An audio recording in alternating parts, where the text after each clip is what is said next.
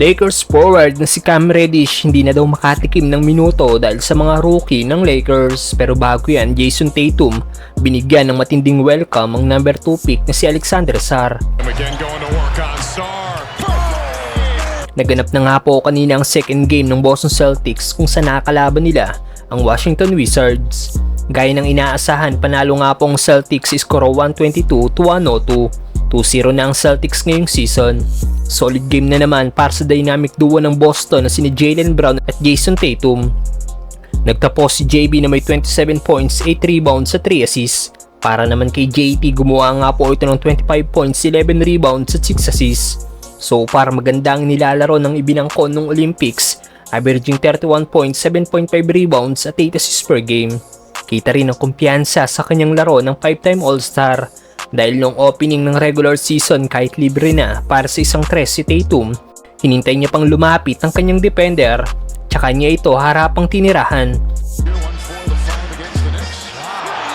At kanina sa laban ng Celtics at Wizards, isa sa naging highlights ng laro ang ginawang move ni Tatum kontra sa number 2 pick na si Alexander Sarr, kung saan pinasayaw ito ng Celtics forward at ginawa ng step back 3-point shot.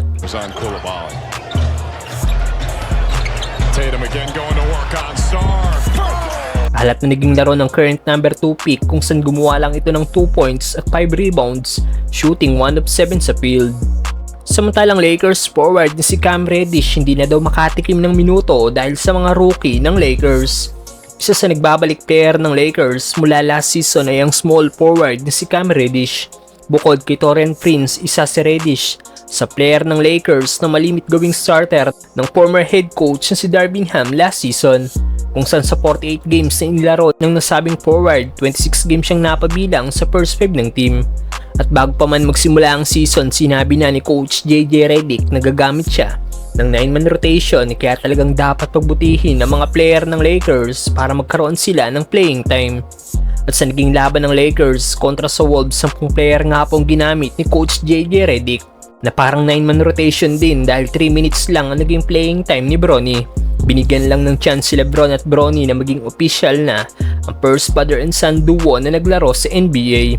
Bukod sa first 5 ng team, ang mga player na nabigyan pa ng minuto ni Coach JJ Redick ay sina Max Christie, Gabe Vincent, Jackson Hayes at ang Lakers rookie na si Dalton Knecht. Samantalang naging bangko naman ang mga rookie last season na sina Maxwell Lewis at Jalen Hood-Schifino kasama si Cam Reddish. Kaya naman ayon sa former NBA player na si Jeff Teague, isa daw si Cam Reddish sa magagaling na player dati noong high school, pero ngayon hindi na daw ito mabigyan ng minuto dahil sa mga rookie. May ilang Lakers fans na nagkomento ukol dito. Ayon sa isang fans, dapat makasama na daw sa rotation si Reddish dahil sa defensive ability nito. May nagsabi naman na halos wala daw pagbabago sa laro ni Cam Reddish, na dapat sana every year nag-i-improve pero hindi daw nangyayari. Narito ang naging production ni Cam Reddish noong preseason. Kaya hindi mo masisisi si Coach JJ Redick kung bakit DNP si Reddish noong laban nila sa Wolves. Ano masasabi niyo dito mga brother?